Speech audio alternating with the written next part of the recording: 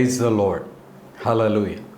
సర్వోన్నతుడైన యేసుక్రీస్తు నామంలో మీకందరికీ మా హృదయపూర్వక వందనాలు తెలియజేస్తున్న అభిషేక స్వరం అనే మా కార్యక్రమంకు మరొకసారి మిమ్మల్ని అందరినీ ప్రేమపూర్వకంగా ఆహ్వానిస్తూ ఉన్నా. ప్రభునందు ప్రియులారా, మీ అందరూ బాగున్నారా? దేవుని కృపలో మీరు అనుదినము వర్ధిల్లాలి అని మీ అందరి కోసం ప్రార్థన చేస్తూ ఉన్నాం. ప్రియులారా, ప్రతిదినం క్రమం తప్పకుండా వాక్యం చదవండి, ప్రార్థన చేయండి. దేవుడు మీకు తోడుగా ఉండి నడిపిస్తాడు. ప్రియులారా, మీరు దేవుని గణపరచండి, దేవుడు మిమ్మల్ని గణపరుస్తాడు.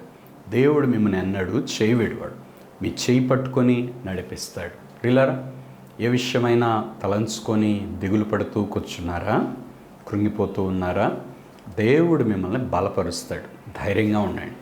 మనుష్యులు నీకు సహాయం చేయకపోయినా, మనుష్యులు నిన్ను చేయి విడిచినా, దేవుడు నిన్ను చెయ్యి విడువడు. దేవుడు నమ్మదగిన దేవుడు.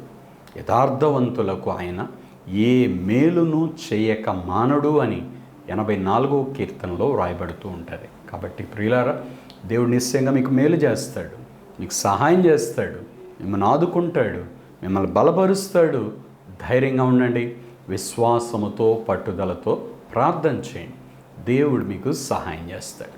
అపోస్తుల కార్యముల గ్రంథ ధ్యానాలు మనం ధ్యానిస్తూ వస్తున్నాం. ప్రియులారా, ఈరోజు బైబిల్ గ్రంథంలో నుంచి అపోస్తుల కార్యముల గ్రంథం 15వ అధ్యాయం 13వ వచనం నుండి క్లుప్తంగా మనం ధ్యానం చేసుకుందాం. వారు చాలించిన తరువాత యాకోబు ఇట్లనెను, సహోదరులారా, నా మాట ఆలకించుడి. ప్రియులారా, పేతురు మాట్లాడాడు. తర్వాత పౌలు, బర్నబాలు దేవుడు వారి ద్వారా చేసిన సూచక్రియలు, అద్భుతాల గురించి వివరించారు. ఎంతమంది ఎలా రక్షించబడ్డారో, ఎలాగో అన్యులు దేవుని అంగీకరించారో, ఈ విషయాలన్నీ వారి సువార్త ప్రయాణాన్ని గురించి పౌలు, బర్నబాలు చెప్తా వచ్చారు. తర్వాత మనం చూస్తే ఇప్పుడు యాకోబు మాట్లాడటం ప్రారంభించాడు. ఈ యాకోబు ఎవరు అంటే, యేసు ప్రభు తర్వాత మరియమ్మకు పుట్టినటువంటి కుమారుడు, అంటే యేసు ప్రభుకి సహోదరుడు అనుకోవచ్చు.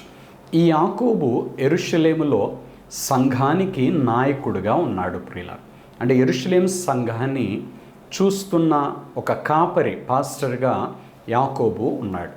యాకోబు ఇప్పుడు మాట్లాడటం ప్రారంభిస్తున్నాడు.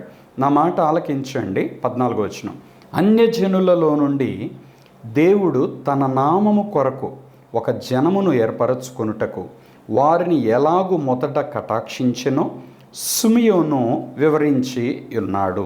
ప్రియులారా, ఇక్కడ మనకి సుమియోను అని కనబడుతుంది. ఇది సీమోను పేతురుకి ఉన్నటువంటి మరొక పేరు అన్నమాట. ఈయన మరెవరో ఇంకో వ్యక్తి కాదు, కానీ సుమియోను అనేది ఇక్కడ ఎవరు అంటే సీమోను పేతురు. యాకోబు అంటున్నాడు, దేవుడు అన్యజనులలో నుండి ఆయన నామము కోసమై వారిని రక్షించాలని ఒక జనాన్ని ఏర్పరచుకొనుటకు వారిని ఎలా కనికరించాడు, వారిని ఎలా కటాక్షించాడు, ఇవన్నీ ఇప్పుడు దాకా పేతురు మీతో చెప్పాడు. ఇందుకు ప్రవక్తల వాక్యములు సరిపడి ఉన్నవి అంటున్నాడు. అంటే పేతురు తనకు కలిగిన దర్శనము ద్వారా దేవుడు తనతో మాట్లాడేది. అంటే దేవుడు పవిత్రము చేసిన వాటిని నువ్వు అపవిత్రమైనవిగా ఎంచవద్దు అని పేతురుతో దేవుడు మాట్లాడాడు. దేవుడు బాగు చేసిన వాటిని, మంచిగా చేసిన వాటిని నిషిద్ధమైనవిగా నువ్వు ఎంచకూడదు. ఎందుకంటే యూదులకి అసలు అన్యులతో మాట్లాడటమే అదో పెద్ద పాపం అన్నట్టు ఉంటారు. అసలు వాళ్ళని దగ్గరకు రానియరు, వాళ్ళతో ఏమాత్రం సాంగత్యం చేయరు, వాళ్ళని పలకరించని కూడా పలకరించరు. అలాంటి యూదులు అన్యులు క్రీస్తును అంగీకరించి మందిరంలోనికి వచ్చేటప్పటికి వీరు వారితో కలిసి ఉండటం, వారిని చేర్చుకోవటం ఇదో పెద్ద ఒక కష్టతరమైనదిగా అనుభవంగానే ఉంది. కానీ దేవుడు చేర్చుకున్న తర్వాత దేవుని దగ్గర నిన్ను నీవు తగ్గించుకోవాలి. అది ఇక్కడ యూదులందరూ నేర్చుకుంటున్నారు. వీరందరూ తగ్గించుకుంటున్నారు. ఇక్కడ కూడా మనం గమనిస్తే ప్రియులారా, ఆయా సంఘాల్లో కూడా ఇప్పుడు అన్ని రకాలైన కులాల వారు కూడా ఉంటారు. చదువు ఉన్నోళ్ళు ఉంటారు, చదువు లేని వాళ్ళు ఉంటారు, ధనవంతులు ఉంటారు, పేదోళ్ళు కూడా ఉంటారు. ఇప్పుడు అందరూ సంఘంలోనికి వచ్చిన తర్వాత నాది పెద్ద కులం, నీది చిన్న కులం అంటానికి వీల్లేదు. లేక నేను చదువుకున్నోడిని, నువ్వు చదువు లేనోడివి అంటానికి వీల్లేదు. నేను ధనవంతుడిని, నువ్వు పేదోడివి అంటానికి వీల్లేదు. దేవుని దగ్గర మీరందరూ ఒకటే, సమానమే. అందుకే పౌలు భక్తుడు రోమాపత్రిక 3:23లో ఒక మాట రాస్తాడు, ఏ భేదము లేదు, అందరూ పాపము చేసి దేవుడు అనుగ్రహించు మహిమను పొందలేకపోతున్నారు. ఏ భేదం లేదు ఇక్కడ. పెద్దోడని, చిన్నోడని, ధనవంతుడని, పేదోడని ఏ భేదం లేదు. మనిషి పాపి అయిన మానవుడు రక్షణ పొందాల్సిందే. కాబట్టి ఆ రక్షణను దేవుడిస్తున్నప్పుడు స్వీకరించిన మనమందరం విశ్వాసులము, సహోదరులు. పాపులమైన మనము పరిశుద్ధులం అయ్యాం. పాపులమైన మనం దేవుని బిడ్డలుగా తీర్చబడ్డాం. కాబట్టి ఇక్కడ మరలా సంఘంలోనికి వచ్చాక కుల ప్రస్తావన కానీ, లేక ఎక్కువ తక్కువ అనే అనుభవాలు కానీ, లేదంటే మనకు లోకంలో ఉన్న కొన్ని ఆధిక్యతలు ఏమైనా అవి సంఘములో కనబడటానికి వీళ్ళే. దేవుడు అందరినీ పవిత్రం చేశాడు. వారిని అపవిత్రులుగా మనం ఎంచకూడదు. దేవుడు అందరినీ పరిశుద్ధపరిచాడు. మనం వారిని తక్కువగా చూడకూడదు. ఇది దేవుడు పేతురుకు నేర్పించిన ఆత్మీయ పాఠం. సంఘానికి పునాదిలాగా ఉన్నాడు పేతురు, నాయకుడు. కాబట్టి పేతురుకి దేవుడు బోధించాడు. పేతురు దాన్ని చెప్పాడు. యాకోబు పేతురు చెప్పిన దానిని ఇది వాక్యానుసారమైన సత్యమే, సొంత అభిప్రాయం కాదు, ఆయనకేదో స్వంతగా కలిగిన దర్శనం కూడా కాదు, ఇది దేవుని నిత్య ప్రణాళిక, దీనికి వాక్యం కూడా సరిపడింది అని ఒక లేఖనాన్ని ఎత్తిపెట్టి చూపిస్తూ ఉన్నాడు ప్రియులారా. ఈ 16వ వచనంలో ఆ మాట వ్రాయబడింది. ఎట్లనగా, ఆ తర్వాత నేను తిరిగి వచ్చేదను, మనుష్యులలో కడమవారును నా నామము ఎవరికి పెట్టబడినో ఆ సమస్తమైన అన్యజనులను ప్రభువును వెదకున్నట్లు పడిపోయిన దావీదు గుడారమును తిరిగి కట్టెదను, దాని పాడైన వాటిని తిరిగి కట్టి దానిని నిలవబెట్టెదనని అనాది కాలము నుండి ఈ సంగతులను తెలియపరచిన ప్రభువు సెలవిచ్చుచున్నాడు అని వ్రాయబడి ఉన్నది. ఈ లేఖనాలు ఎక్కడ వ్రాయబడ్డాయంటే ఆమోసు గ్రంథం 9వ అధ్యాయం 11-12 వచనాల్లో వ్రాయబడ్డాయి. ఆమోసు గ్రంథంలో ఆమోసు ప్రవక్త ద్వారా దేవుడి మాట వ్రాయించి పెట్టాడు. అంటే మనుషుల్లో కడమవారు, అంటే మనుషుల్లో ఎవరైనా ఒకవేళ తక్కువ స్థితిలో చూడబడుతున్నా లేక తక్కువ స్థితిలో ఉన్నా వారు నా మందిరానికి వస్తారు అని ప్రభు చెప్పాడు. అలాగే సమస్తమైన అన్యజనులు, అంటే లోకములో దేవుడు తెలియని వారు, లేక దేవునికి దూరస్తులైన వారు, అసలు దేవుని గురించి వినని వారు, యూదులు కాకుండా యూదాయేతరులు, అన్ని దేశాల వారు, అన్ని కులాల వారు, అన్ని జాతుల వారు అందరూ ప్రభువును వెదకున్నట్లుగా తిరిగి వస్తారు అని ఇక్కడ వ్రాయబడిన ఒక ప్రవచనం. ఈ ప్రవచనం ఆమోసు అనే ఒక వ్యక్తి చెప్పినాడు. ప్రియులారా, నిజంగా దేవుని కార్యాలు బహు అద్భుతమైనవి. ఆమోసు ఒక పశువుల కాపరి, కానీ దేవుని చేతిలో బలముగా వాడబడిన ఒక గొప్ప ప్రవక్త అయి ఉన్నాడు. ఆమోసు ద్వారా చెప్పబడిన ప్రవచనం యెరూషలేము సంఘానికి నాయకుడైన యాకోబు ఇది చూపిస్తూ పేతురు చెప్పినది వాస్తవమే, ఇలాగే దేవుడు చేస్తున్నాడు అని చెప్తూ ఉన్నాడు. 19వ వచనం, కాబట్టి అన్యజనులలో నుండి దేవుని వైపు తిరుగుచున్న వారిని మనము కష్టపెట్టక. ఎంత మంచి మాట చెప్తున్నారండి. సంఘములో ప్రతి విశ్వాసి, ప్రతి వ్యక్తి, సంఘ పెద్దలు కానీ, దేవుని సేవకులు కానీ, లేక సీనియర్ విశ్వాసులు కానీ ఈ అనుభవాన్ని మనం నేర్చుకోవాలి ప్రియులారా. దేవుని యొద్దకు క్రొత్తగా వస్తున్న వారిని కష్టపెట్టకూడదు. కొన్నిసార్లు వాళ్ళని ఎక్కువ చూస్తున్నారు, మమ్మల్ని తక్కువ చూస్తున్నారు, కొత్తగా వచ్చిన వాళ్ళు ముద్దయ్యారు అంటారు. వాళ్ళు క్రొత్తగా వచ్చారు, వారిని ప్రేమించండి. అది దైవజనుడు ప్రేమించాలి, సంఘ పెద్దలు ప్రేమించాలి, అంతకుముందు సంఘములో ఉన్నటువంటి విశ్వాసులు ప్రేమించాలి. ఇప్పుడు వారు రాగానే నా ప్రాధాన్యత ఏదో తగ్గిపోయింది అన్నట్లుగా ఏ విశ్వాసి బాధపడకూడదు ప్రియుల. అది తప్పు. అది సౌలు లాంటి మనసు అన్నమాట. దావీదు గొలియాతును జయించాడు. దావీదు దేవుని కొరకు గొప్ప కార్యం చేశాడు, ఎలాంటి ఆపద నుండి విడిపించాడు. అప్పుడు దావీదు చేసిన దాన్ని అందరూ కొనియాడుతున్నారు. సౌలు కూడా దావీదు మంచి పని చేశాడని ఒక్క మాట చెప్పుంటే, ఒక్క అప్రిసియేషన్ దావీదుకు కానీ ఇచ్చి ఉంటే సౌలు మనస్సులో ద్వేషం వచ్చేది కాదు, సౌలు పతనం అయిపోయేవాడు కాదు, కృపను పోగొట్టుకునేవాడు కాదు. ఈ రోజుల్లో కూడా ప్రియులారా, ఎవరినో చూసి మనకంటే తక్కువగా ఉన్నా కూడా మనం వారితో పోల్చుకొని వాళ్ళేదో గొప్ప అన్నట్లు చూసి, చాలాసార్లు నీకు ఇచ్చిన కృప నీదే, నీ అంత కృప ఎవరికి దొరకదు కూడా. కానీ కొంతమంది విశ్వాసులు ఏమనుకుంటారంటే వాళ్ళు అట్టున్నారు, నేను ఇట్ట చేయలేకపోతున్నాను. నీది నువ్వు చేయి, వాళ్ళది వాళ్ళు చేస్తారు. అందరు కలిసి దేవుని రాజ్యాన్ని కడతారు, సంఘక్షేమం కోసం అందరు కలిసి పాటుపడతారు, ప్రయాసపడతారు. అట్లా కాకుండా ద్వేషం పెట్టుకొని వాళ్ళనే చూస్తున్నారు, వాళ్ళే చేస్తున్నారని వీళ్ళు చేయాల్సింది వీళ్ళు వదిలేస్తారు. వీళ్ళ మీద ఉన్న కృపను వీళ్ళు పోగొట్టుకుంటారు. సౌలు ఏం చేయాలండి? రాజ్యాన్ని పరిపాలించాలి. కానీ సౌలు దృష్టి ఎక్కడ పడింది? దావీదు మీద పడింది. దావీదును తరమటంతోనే తన జీవితం అయిపోయింది. దావీదు వెంటబడి దేవుని కృపను పోగొట్టుకున్నాడు, ప్రార్థన పోగొట్టుకున్నాడు, హృదయంలో సమాధానం పోగొట్టుకున్నాడు, గుండెల నిండాదో తెలియని భయం, ఆవేదన, రోగం, ఇక ఒక చీకటి శక్తులు వచ్చి పట్టుకొని పీడించినాయి, అయినా బుద్ధి రాలి. చూసారు ఎంత నష్టపోయాడండి? దీనంతటి కారణం ఏంటో చెప్పనా? తనను తాను చూసుకోకుండా ఇతరులను చూసి వారితో పోల్చుకొని వారిలా నేను లేను అనుకొని వారేదో తనకు కీడు చేస్తారేమోనని అనవసరమైన భయం పడి, దావీదు మనసులో ఎప్పుడూ అటువంటి ఆలోచన లేదు. కానీ సౌలు అలాంటి అనవసరమైన భయాలు పెట్టుకొని తన కృపను పోగొట్టుకున్నాడు, రాజ్యాన్ని పోగొట్టుకున్నాడు. ఏది జరుగుతుందని భయపడ్డాడో అదే తన మీదకి వచ్చేసింది. ప్రియుల సౌలు అలాగే నష్టపోయినాడు. అందుకే మన జీవితంలో బహు జాగ్రత్తగా ఈ పాఠం తెచ్చుకోవాలి. ఎవరి మీద ద్వేషాన్ని పెట్టుకోవద్దు. యాకోబు భక్తుడు ఇక్కడ అందుకే మాట్లాడుతూ చెప్తున్నాడు, అన్యజనులలో నుండి దేవుని వైపు తిరుగుతున్న వారిని మనము కష్టపెట్టద్దు, వారిని ప్రేమించండి, వారిని బలపరచండి, వారి విశ్వాసంలో ఎదుగునట్లుగా ప్రోత్సహించండి, వారికి అండగా నిలబడండి. సంఘం అంటే ఒకరికొకరు అన్నట్లు ఉండాలండి, అండగా ఉండాలి, ఒక కుటుంబంగా ఉండాలి. దురదృష్టం ఏంటంటే ఈ రోజుల్లో కుటుంబాలు కూడా ఒకరికొకరు అన్నది పోయి ఒకరిని ఒకరు భక్షించుకునే స్థితికి వచ్చింది. గలతీ పత్రికలో పౌలు భక్తుడు చెప్పాడు, చివరి దినాల్లో సహోదరులంట ఒకరినొకరు భక్షించుకునేవారుగా మారిపోతారు. అంటే ఒకరినొకరు తినేసేవాడు, ఒకరినొకరు పాడు చేసేవాడు, ఒకరినొకరు చంపుకునేవాడు, ఒకరినొకరు మోసం చేసేలాగా అలా మారిపోతున్నారట. ఈ దినాల్లో అట్ట తయారైపోతున్నారు అందరూ అంతే.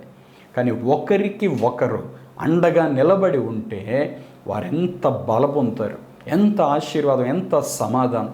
ప్రియులారా, ఇది అర్థం చేసుకోకుండా కొంతమంది వేరైపోయి, లేక శత్రుత్వం పెట్టుకొని, లేక ద్వేషాన్ని పెట్టుకొని, లేక దూరస్తులై, ఒక మాట చెప్పిన విభేదాలు ఎందుకు వస్తాయంటే దూరమైనప్పుడే విభేదాలు వస్తాయి, అదే దగ్గరగా ఉండుంటే విభేదాలు రావు. ప్రియులారా, ప్రేమ ఐక్యత కలిగి ఉన్నప్పుడు దేవుని ఆశీర్వాదం అక్కడ ఉండదు. అందుకే బైబిల్లో రాయబడింది, సహోదరులు ఐక్యత కలిగి నివసించుట ఎంత మేలు, ఎంత మనోహరం, అది ఎంత మేలు అండి. ఆడ ఆశీర్వాదం ఉంటుందట, ఆడ శాశ్వత జీవం ఉంటుందట. దేవుడు అక్కడ ఉండి వారిని ఆశీర్వదిస్తాడు. కాబట్టి యాకోబు భక్తుడు చెప్తున్నాడు, మనం వారిని కష్టపెట్టద్దు. 20వ వచనం, విగ్రహ సంబంధమైన అపవిత్రతను, జారత్వమును, గొంతు పిసికి చంపిన దానిని, రక్తమును విసర్జించుటకు వారికి పత్రిక వ్రాసి పంపవలెనని నా అభిప్రాయము. యాకోబు భక్తుడు చాలా చక్కని విషయాన్ని మాట్లాడుతున్నాడు. వాళ్ళని ఆచార విషయాల నిమిత్తమై ఇబ్బంది పెట్టకుండా దేవుడు ఏమి చెయ్యవద్దు అని మనతో చెప్పాడో వాటిని మనం వారికి బోధిద్దాం. వాటిల్లో ప్రాముఖ్యమైనవి ఏంటంటే విగ్రహారాధన చేయకూడదు, విగ్రహ సంబంధమైన అపవిత్రతను అంటాడు. అంటే విగ్రహారాధన చేయొద్దు, లేక విగ్రహారాధన చేసిన అర్పణలు ఏమైనా భుజించొద్దు. ఆ రెండు విషయాలు అక్కడ మాట్లాడుతూ వచ్చాడు అనమాట. విగ్రహ సంబంధమైన అపవిత్రత అంటే ఆ రెండు జారత్వం అంటే వివాహం అయినా అవ్వకపోయినా పర స్త్రీలతో లేక పరాయి పురుషులతో సంబంధమును కలిగి ఉండే విషయం, అలాంటివి మనం చేయకూడదు. తర్వాత గొంతు పిసికి చంపిన దాన్ని, అంటే కొంతమంది ఏం చేస్తారండి, గొంతు పిసికి చంపేసి దాని మాంసాన్ని అట్లాగే వండుకొని తినేస్తారు. కానీ వాక్యానుసారం ఏంటంటే దాని రక్తాన్ని చిందించాలి, దాని రక్తమంతా నేలను ఒలికి పోయాలట. రక్తం దాని ప్రాణం ఇచ్చింది దేవుడు, అది నేల మీద పోయాలి. రక్తముతో కూడినది ఏది నువ్వు తినకూడదు అని దేవుడు వాక్యంలో చెప్పాడు. కాబట్టి గొంతు విసిగి చంపి అట్లా తినకుండా వాటిని ఏం చేయాలంటే కోసి రక్తాన్ని నేల మీద పోసి అలాగూ భుజించే ఇటువంటివి వారికి మనం నేర్పించాలి. రక్తమును విసర్జించుటకు అంటే రక్తం తినకూడదు. కొన్నిసార్లు కొంతమంది రక్తం తింటూ ఉంటారు, కానీ వాక్యానుసారం ఏంటంటే రక్తం తినకూడదు. ఇలాంటివి విసర్జించుటకు వారికి పత్రిక వ్రాసి పంపవలెనని నా అభిప్రాయము. యాకోబు భక్తుడు ఈ మాట చెప్తున్నాడు. అంటే దేవుడు మనల్ని ఏవి చేయవద్దని లేవియకాండం 11వ అధ్యాయంలో ఆ పరిశుద్ధతను గురించి ఆయన చెప్పాడో ఆడ వ్రాయబడిన మాట ఏంటంటే, నేను పరిశుద్ధుడినై ఉన్నాను, మీరును పరిశుద్ధులై ఉండునట్లుగా ఇలాంటివి చేయొద్దు, ఇలాంటివి తినద్దు అని కొన్ని హెచ్చరికలు దేవుడు రాసి పెట్టాడు. అవి సింపుల్గా మొత్తం ధర్మశాస్త్రం మొత్తం కాదు, కానీ ఏమి చెయ్యొద్దని దేవుడు చెప్పాడు. అవన్నీ ఓ పత్రిక రాసి వాడిని పంపిస్తే బాగుంటుంది అని యాకోబు అన్నాడు. ప్రియులారా, 21వ వచనం, ఎలయనగా సమాజ మందిరములలో ప్రతి విశ్రాంతి దినమున మోషే లేఖనములు చదువుట వలన మునుపటి తరముల నుండి అతని నియమమును ప్రకటించువారు ప్రతి పట్టణములో ఉన్నారని చెప్పాను.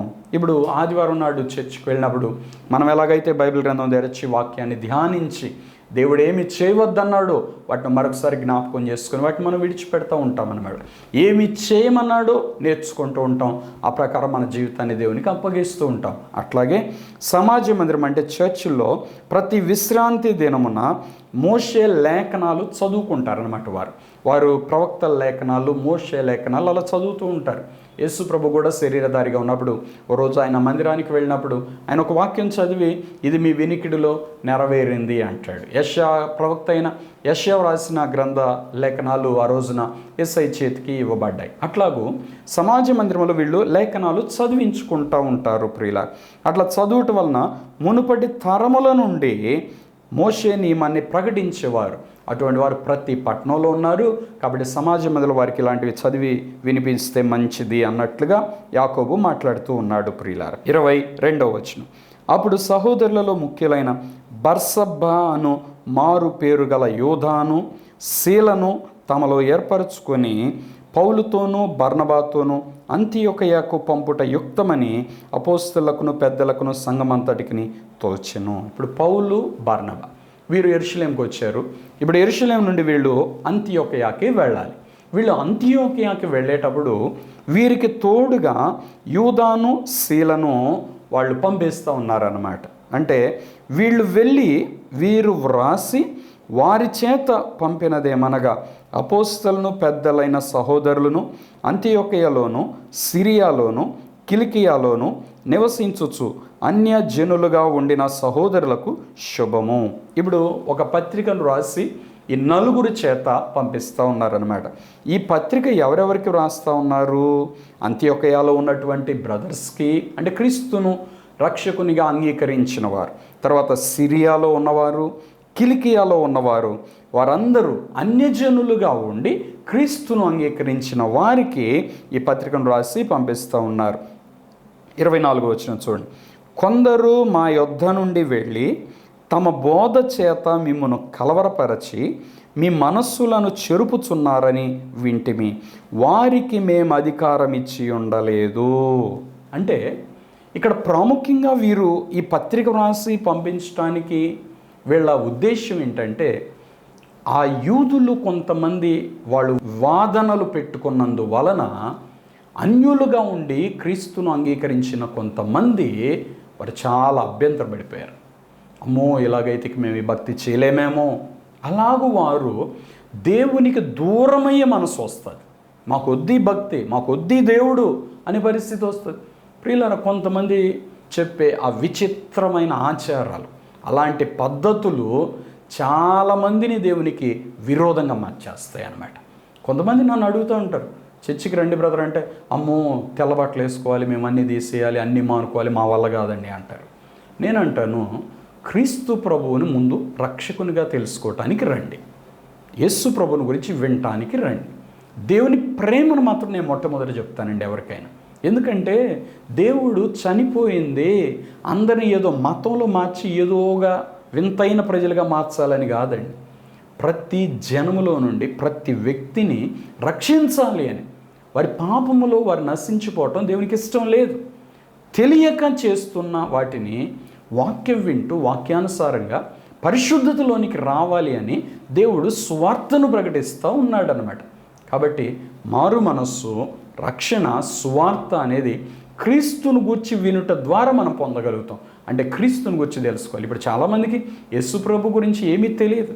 ఏం తెలుసు అంటే యేసు ప్రభు నమ్ముకుంటే మంచిది, లేకపోతే రోగాలు తగ్గిపోతాయి, లేకపోతే ఇంకేదేదో వాళ్ళకి తోచిన 2-3 చెప్తారు. కానీ దేవుని ప్రేమ నీకెంత చూపిస్తాడు, దేవుడు ఎలా చేర్చుకుంటాడు, ఎలాంటి గొప్ప రక్షణను దేవుడు ఇస్తాడు, ఆయన ఎంత గొప్ప కార్యాలు మన జీవితంలో చేస్తాడు, మనల్ని ఎంత ఆశీర్వదిస్తాడు, దేవుడు మనకెంత తోడు ఉంటాడు, ఇలాంటి చాలా విషయాలు చాలామందికి తెలియదు. అందుకే దేవుని యొక్క వాక్యాన్ని ఎక్కువగా మనం చదవాలి, అప్పుడే మనం తెలుసుకుంటాం. ఇక్కడ ఈ అపోస్తలులు ఎవరైతే వారిని కలవరపరిచారో వారు మా యొద్ద నుండి వచ్చిన వాళ్ళు కాదు, మేము వాళ్ళని పంపలేదు అని చెప్పడానికి వీరు చాలా ప్రయాసపడుతూ ఈ లేఖనాలు రాస్తూ ఉన్నారు.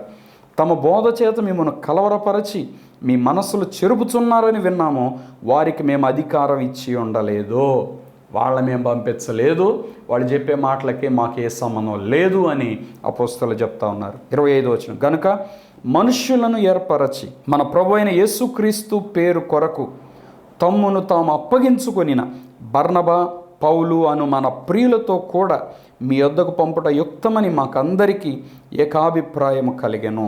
అక్కడ సంఘములోని సంఘ పెద్దలు, అపోస్తలు వాళ్ళందరూ కలిసి ఒక అభిప్రాయానికి వచ్చారు. ఏంటంటే పౌలు, బర్నబానే కాదు, వీళ్ళకు తోడు ఇంకో 2 ఇక్కడి నుంచి పంపిద్దాం. ఎందుకంటే ఇప్పుడు వీళ్ళు వెళ్ళి చెప్తే మళ్ళా ఆడ వాదనలే అవుతాయి. అందుకని ఇప్పుడు యెరూషలేము నుండి సీలను అలాగే యోధాను పంపిస్తూ ఉన్నారు. వీళ్ళిద్దరూ వస్తే అక్కడ వాళ్ళు యెరూషలేము నుండి పంపించిన దానికి ఒక రుజువుగా ఉంటుంది. అవతల వాళ్ళు ఎవరు ఇంకా మాట్లాడటానికి వీల్లేదు. అపోస్తలులు ఇలా చెప్పారు, మీరు ఎవరు ఇలా మాట్లాడటానికి వీల్లేదు, కావాలంటే ఇదిగో పత్రిక, ఇదిగో అని వీరు చూపించడానికి వీళ్ళు వస్తూ ఉన్నారు. కాగా యూదాను శీలను పంపి ఉన్నాము, వారును నోటి మాటతో ఈ సంగతులను మీకు తెలియచేతురు. వాళ్ళు ఇప్పుడు నోటి మాటతో ఆ పత్రికలు చదివి ఏవైతే వాళ్ళు చెప్పారో అవి ఇప్పుడు మీకు తెలియజేస్తారు అని చెప్తున్నాడు. 28వ వచనం, విగ్రహములకు అర్పించిన వాటిని, రక్తమును, గొంతు పిసికి చంపిన దానిని, జారత్వమును విసర్జింపవలెను. అంటే ఇప్పటి వరకు మీరు చేసిన కార్యాలు అవి మీకు తప్పుగా అనిపించి ఉండకపోవచ్చు, కానీ యేసు ప్రభువును నమ్ముకున్న తర్వాత మీరు ఇక ఇటువంటివి చేయకూడదు అని వీరు చెప్పి పంపిస్తున్నారు. ఈ అవశ్యమైన వాటికంటే ఎక్కువైన ఏ భారం మీ మీద మోపకూడదని పరిశుద్ధాత్మకు మాకును తోచెను. వీటికి దూరముగా ఉండుటకు జాగ్రత్త పడితిరా, అది మీకు మేలు, మీకు క్షేమము కలుగునుగాక. వీటి వరకు మీరు జాగ్రత్తగా ఉండండి చాలు. ప్రియులారా, దేవుణ్ణి బాధ పెట్టే కొన్ని విషయాలు ఇవి. దేవుణ్ణి ఎందుకు విగ్రహారాధన చేయొద్దంటాడు అంటే ఆయన రూపం అనన్య రూపం, అది గొప్పది, పెద్దది. ఆయన రూపాన్ని ఏ మనిషి కూడా యాజ్ ఇట్ ఈజ్గా ఆయన ఉన్నట్లు ఎవరు గీయలేరు. అందువల్ల ఎక్కడైనా ఇప్పుడు పెయింటింగ్ రాని వ్యక్తి ఒక మనిషి బొమ్మ ఏమంటే ఏదో పిచ్చి గీతలు గీసి పెట్టాడు అనుకోండి, చూసే ఆయనకి ఎట్టుంటుంది, ఇది నేనా, ఇది నువ్వే అంటే అది ఎగతాళి చేసినట్టు ఉండదండి. అందుకు దేవుడు విగ్రహం వద్దు అన్నాడు. కానీ లేకపోతే ఆయన్ని ప్రేమించడానికి ఒక రూపాన్ని ఏదో మనం పెట్టుకుంటామంటే వద్దనేవాడు కాదు. మన మనస్సులో ఆయన్ని ధ్యానించుకోండి, ఒక గొప్ప వెలుగుగా ఆయన మీ మనస్సులో పెట్టుకోండి. అందుకు విగ్రహారాధన చేయొద్దు అంటాడు దేవుడు. అంతేగాని విగ్రహాలు పెట్టుకొని దేవుడిగా ఆరాధన చేయటానికి అది వేరొక ఉద్దేశ్యం అయితే కాదు ప్రియుల. రెండవది, ఈ విగ్రహం పెట్టి ఈయనే దేవుడని నువ్వు చెప్పొద్దు అని చెప్తుంటే దానికి పెట్టింది ఆ దేవుడికి పెట్టాను అన్నట్లు నువ్వు తీసుకొని తింటా ఉంటే అది కూడా దేవునికి కొంచెం బాధ కలుగుతుంది. అందుకే దేవుడిని అంట ఆత్మతో సత్యముతో ఆరాధన చేయాలి. ఆయనకు ఒక రూపం మీరు చెయ్యొద్దు అన్నాడు. ఏదో ఒక రూపాన్ని కూడా దేవుడి రూపం అని మీరు అనద్దు అన్నాడు. 10 ఆజ్ఞల్లో అదొక ఆజ్ఞ అనమాట. ఆకాశం మందు ఉన్న ఏ రూపమైనా, భూమి మీద ఉన్న ఏ రూపమైనా, భూమి కింద నీళ్ల యందు ఉన్న ఏ రూపమైనా మీరు చేసుకోకూడదు అంటాడు. మీరు ఏ రూపాన్ని చేయకూడదు, దానికి సాగిలపడకూడదు, నమస్కరించకూడదు, నీవే దేవుడు అని చెప్పకూడదు. అందుకే అహరోను దూడను చేసినప్పుడు, ఓ ఇశ్రాయేలు నీకు సహాయం చేసి ఐగుప్తుని తెచ్చిన దైవం ఇదే అన్నప్పుడు ఆకాశం నుండి అగ్ని దిగి వచ్చి ఆ దూడను బూడిద చేసటం మనం బైబిల్లో చూస్తాం ప్రియుల. దేవుడు ఒప్పుకోడు అనమాట. అందుకు దేవుడు అలా చేయొద్దంటున్నాడు. అదే ఇప్పుడు ఇక్కడ అన్యుల్లో నుండి దేవుని యొద్దకు వచ్చిన వారికి చెప్తున్నారు. అలాగే గొంతు పిసికిన దాన్ని చంపిన దాన్ని తినద్దు, అలాగే జారత్వాన్ని విసర్జించండి. ఈ 3 తప్ప ఇంకా మేమేమీ మోపట్లేదు, ఇంతకంటే ఎక్కువైంది మీ మీద మోపకూడదని పరిశుద్ధాత్మకు తోచెను, మాకును తోచెను. వీటికి దూరంగా ఉండటానికి జాగ్రత్త పడ్డారా, అది మీకు మేలు, మీకు క్షేమము కలుగునుగాక అంటున్నారు. 30వ వచనం, అంతట వారు సెలవు పుచ్చుకొని అంతియొకయకు వచ్చి శిష్యులను సమకూర్చి ఆ పత్రిక ఇచ్చిరి. వారు దానిని చదువుకొని అందువలన ఆదరణ పొంది సంతోషించిరి. ఓ పెద్ద బరువు తొలగిపోయిందండి. ఇప్పుడు కలవరం అంతా తొలగిపోయింది, వేదనంతా తొలగిపోయింది. చూసారు, దేవుని యొద్ద నుండి రాకుండా ఏదైనా ఒక నియమం సంఘంలో కానీ ప్రవేశపెడితే విశ్వాసులందరి మనస్సులో కలవరంతో నింపబడిపోతాయి. అది చూడండి, దేవుడు సమాధానానికి కర్త అండి, అల్లరికి కర్త కాదు. గొడవలకు వాదోపవాదాలకి దేవుడు కర్త కాదు. దేవుడు సమాధానానికి, ప్రేమకు కర్త. ఒకరి ఎడలు ఒకరు ప్రేమ కలిగి ఉండాలి, ఒకరినొకరు ద్వేషించుకునేలా, ఒకరినొకరు తిట్టుకునేలా, ఒకరినొకరు వాదించుకునేలా అది దేవుని కార్యాలు కానే కావు ప్రియుల. అసలు సంఘములో అటువంటివి కనబడకూడదు అనేది వాక్యానుసారమైన సత్యం. అందుకే అక్కడ రేగిన ఆ చిన్న సమస్యను ఒక పత్రిక ద్వారా వీళ్ళు మొత్తం సరి చేసేసారు. ఎప్పుడైతే బర్నబా, పౌలు, అలాగే యూదా, శీల అంతియోకియాకు వచ్చి ఈ పత్రిక చదివి ఎప్పుడైతే వినిపించారో అక్కడ సహోదరులందరికీ ఒక గొప్ప సంతోషం కలిగింది. అంటే యేసు ప్రభువును నమ్ముకోవడానికైతే ఇష్టపడ్డారు, కానీ కొన్ని ఆచారాలు వీరు చేసేవి చేయటం అనేది వారికి అస్సలు అంగీకరించదగినదిగా అనిపించలేదు. వాళ్ళ మనసులో ఒప్పుకోలేదు అలాంటివి చేయటానికి. ప్రియులారా, అలాగే మానవ పద్ధతులు కొన్ని దేవుని నియమాలని సంఘములో పెట్టకూడదు. దేవుని నియమం ఒకటే, విశ్వాసము ద్వారా పవిత్రపరచబడాలి, దేవునికి ఇష్టం లేని కార్యాలు మన జీవితంలో నుండి తొలగిపోవాలి, అంతే. అదే దేవుని నియమం. అంతకు మించి ఇంకోటి ఏదో మనం పెట్టకూడదు ప్రియులారా. కాబట్టి సమాధానముతో, ప్రేమతో, ఐక్యతతో సంఘ సహోదరులు, సంఘ విశ్వాసులు ఒకరితో ఒకరు అండగా, ఆదరణగా నిలబడితే ఆ దేవునికి ఎంతో మహిమ. దేవుడు అటువంటి వారి మధ్యలో ఉంటాడు, వారిని ఆశీర్వదిస్తాడు. ప్రార్థన చేసుకుందాం. తల వంచి కళ్ళు మూసుకోండి, మీ కొరకు ప్రార్థన చేస్తాను. పరిశుద్ధమైన తండ్రి, ప్రేమ కలిగిన ప్రభువా, మీకు వందనాలు, స్తోత్రాలు. చాలా శ్రేష్టమైన విషయాలు మీరు మాకు తెలియపరుస్తున్నందుకు మీకు స్తోత్రాలు. అన్యులైన వారు ఎలాగైతే ఉండాలో కొన్ని నియమాలు మీరు నేర్పించారు తండ్రి. విశ్వాసులుగా మేము ఎలా ఉండాలో కొన్ని నియమాలు మీరు నేర్పించారు. పరిశుద్ధాత్మదేవ, నీ చిత్తమునకు అప్పగించుకొని నీకు విరోధముగా ఎక్కడ మేము క్రియ చేయకుండా మా మనస్సాక్షిని నూతనపరుచుకొని, పరిశుద్ధపరుచుకొని, నెమ్మదితో, సమాధానంతో జీవించటకు కృపను దయచేయండి. ప్రేమ, ఐక్యత కలిగి సహోదరులు జీవించటకు సహాయం చేయండి తండ్రి. కార్యక్రమం చూస్తున్న ప్రతి వ్యక్తిని దర్శించండి, విశ్వాసాలను బలపరచండి, కలవరముల నుండి విడిపించండి, భారముల నుండి విడిపించండి, భయముల నుండి విడిపించండి. మీ దీవెన వారికి దయచేయండి. ప్రతి కుటుంబాన్ని దర్శించండి, ప్రతి వ్యక్తిని దర్శించండి. ఆత్మీయంగా ఏ విషయాల్లో బిడ్డలు కలవరపడుతున్నారు వాటన్నిటి నుంచి విడిపించండి నాయన. నువ్వు ప్రేమ కలిగిన దేవుడు, ఆదరించే దేవుడు, బలపరిచే దేవుడు. బిడ్డలకు మీ సహాయాన్ని దయచేయండి. బిడ్డలందరినీ క్షమించండి, పరిశుద్ధపరచండి, నీ రక్షణ ఆనందమును దయచేయండి, నీ ప్రేమను వారికి దయచేయండి. మీరే తోడు నడిపించండి. బిడ్డలకు కావాల్సిన ప్రతి అవసరతలు తీర్చండి, ఆర్థిక అవసరతలు తీర్చండి, మంచి ఉద్యోగాలు దయచేయండి, కావాల్సిన ఫైనాన్షియల్ బ్రేక్ త్రూ దయచేయండి. బిడ్డల వ్యాపారాలను మీరు ఆశీర్వదించండి ఆయన. బిడ్డలు చేస్తున్న ఉద్యోగాల్లో మీ దీవెన దయచేయండి, వారికి ఇంక్రిమెంట్లు దయచేయండి, ప్రమోషన్స్ దయచేయండి, నీ కృపను దయచేయండి, తోడు నడిపించమని ఈ కార్యక్రమం చూస్తున్న ప్రతి విశ్వాసి నేను నమ్మకస్తులుగా జీవించటకు, నీ ఎదుట యథార్థవంతులుగా ఉంటే కృప దయచేసి బలపరచమని యేసు నామంలో ప్రార్థిస్తున్నాను తండ్రి, ఆమె. ప్రియులారా, ఈరోజు కార్యక్రమం ద్వారా మీరు దీవించబడ్డారని నమ్ముతున్నా. మీరు పొందిన మేలు మీ ఆత్మీయ వాళ్ళు తప్పకుండా మాకు తెలియపరచండి. ఈ కార్యక్రమం మీకు దీవెనకరంగా ఉంటే తప్పకుండా ఒక కార్యక్రమాన్ని స్పాన్సర్ చేయండి. ఒక్క మాట జ్ఞాపకం చేసుకోండి, మనం ఇతరులను బాధ పెట్టడానికి కాదు, ఇతరులను ఆదరించడానికి, దేవుని యొద్దకు నడిపించడానికి, దేవుని ప్రేమను కలిగి మనం జీవించడానికి దేవుడు మనలను పిలిచాడు. అటువంటి ప్రేమను కలిగి సంతోషముతో సాగిపోదాం. దేవుడి మనందరిని దీవించునుగాక. God bless you. ఆమేన్. మీ ప్రేమపూర్వక కానుకలు చెక్ ద్వారా, లేక డీడీ ద్వారా, లేక ఆన్లైన్ ట్రాన్స్ఫర్ ద్వారా మాకు పంపించుటకై మా account number 115894442996, state bank of India, IFSC code SBIN 002122. అలాగే మీ ప్రేమపూర్వక కానుకలు గూగుల్ పే ద్వారా, ఫోన్పే ద్వారా, అలాగే పేటిఎం ద్వారా కూడా మాకు పంపించవచ్చును. మీరు మాకు పంపించుటకై మా ఫోన్ నంబర్స్ 9346892569, మరి యొక్క నంబర్ 8886667676. అలాగే మీరు మమ్మల్ని సంప్రదించుటకై మా చిరునామా pastor M. John Wesley, door number 59-3-444, Redla Bazar, పాత గుంటూరు, గుంటూరు. Pin number 522001.